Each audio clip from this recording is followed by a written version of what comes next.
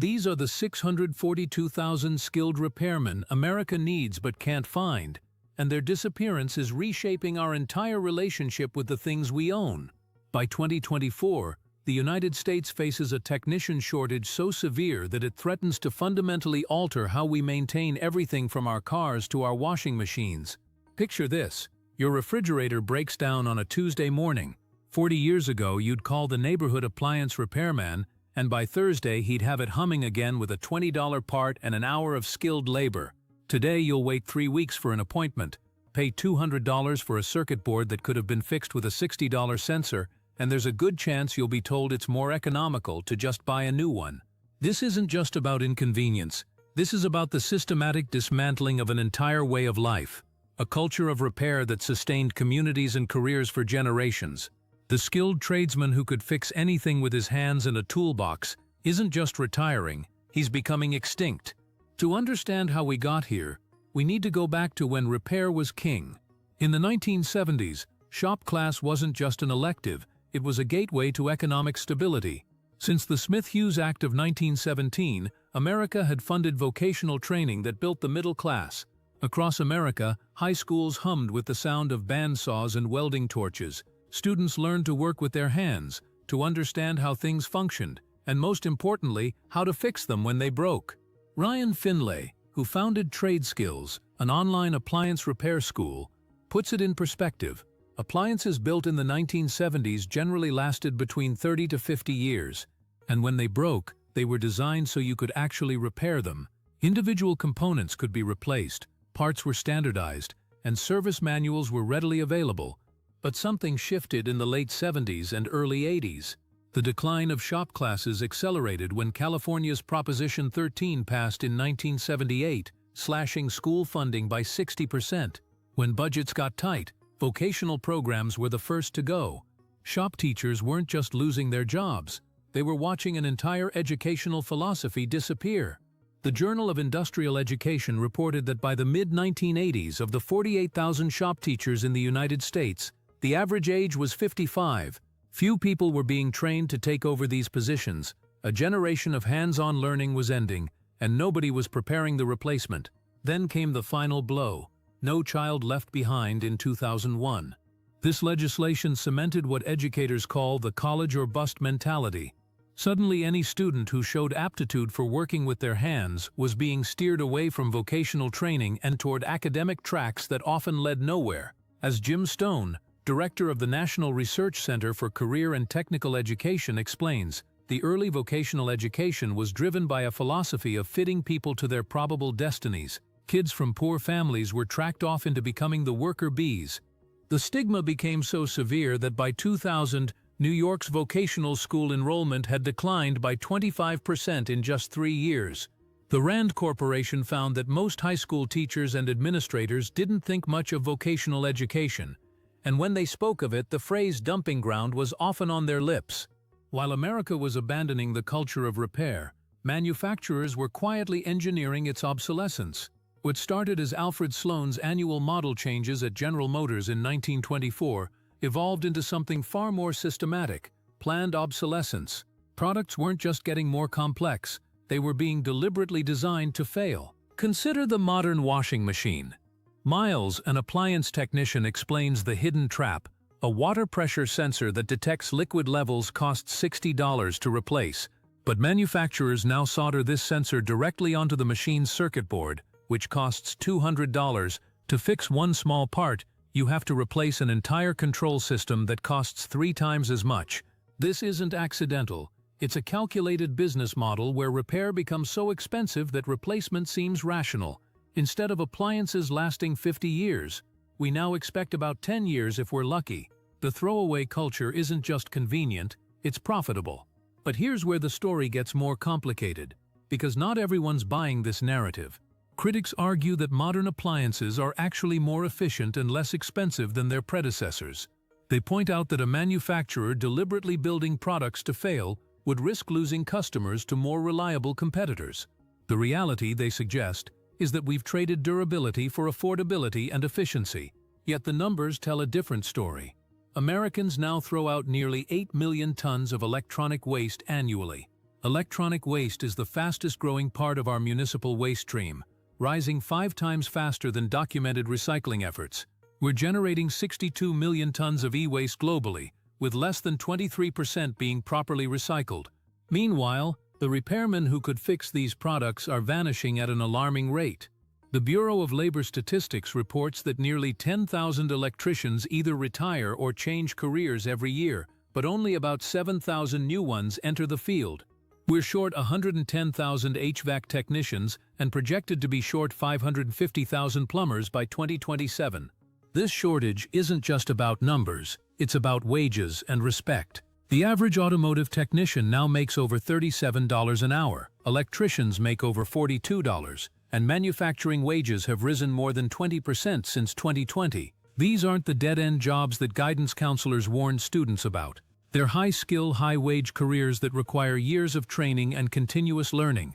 The irony is staggering. At the exact moment when skilled repair work is becoming more valuable than ever, we've systematically destroyed the pipeline that creates these workers. TechForce Foundation estimates we need about 157,000 new general maintenance workers annually just to meet basic demand. The skilled trades now make up 60% of the most in-demand professions in the country. But something interesting is happening in the shadows of this crisis. People are starting to fight back, and they're doing it one broken toaster at a time. On October 18, 2009, a woman named Martine Postma arranged a local event in Amsterdam where volunteers skilled in repairs would try to fix broken devices that community members brought in, free of charge. She called it a repair café, and had no idea if anyone would show up.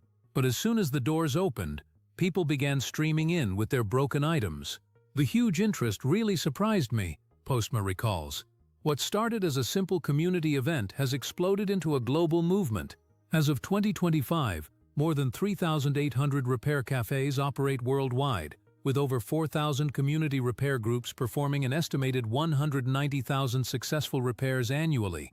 Peter Mui, who founded Fix-It Clinic in Berkeley, California, describes his repair work as a hobby that's gotten out of control.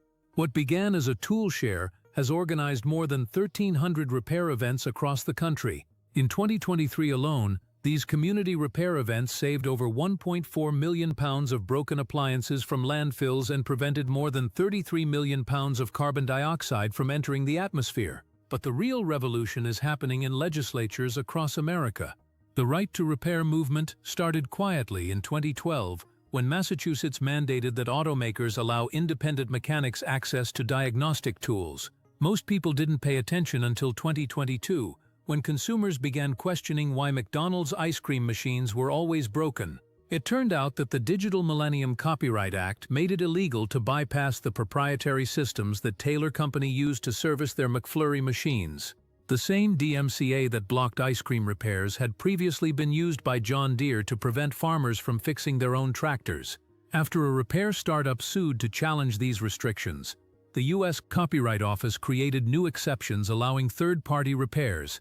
Sometimes it takes a broken ice cream machine to expose a broken system. The momentum has been building ever since. California's Right to Repair Act took effect in July 2024, followed by Minnesota. New York's Digital Fair Repair Act, activated in December 2023. Oregon passed the nation's strongest consumer electronics repair law, which began in January 2025.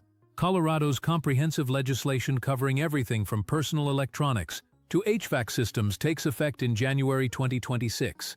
As of March 2025, right-to-repair bills have been introduced in all 50 states, with 20 state legislatures actively debating such legislation. The Repair Association reports that 84% of Americans support these laws. Even Apple launched its self-repair program in 2022 following mounting right-to-repair pressure, marking a significant shift in the tech industry's approach. The European Union has joined the fight, with the EU's Right-to-Repair Directive mandating repairable designs, banning software lockouts, and requiring 10-year spare parts availability for household appliances. Kit Walsh, a director at the Electronic Frontier Foundation, warns that manufacturers will always try to figure out another means of restricting independent repair because it's a very lucrative market for them. But the tide is turning. Consumers are discovering that households save an average of $330 annually by repairing instead of replacing, with potential national savings of $40 billion per year.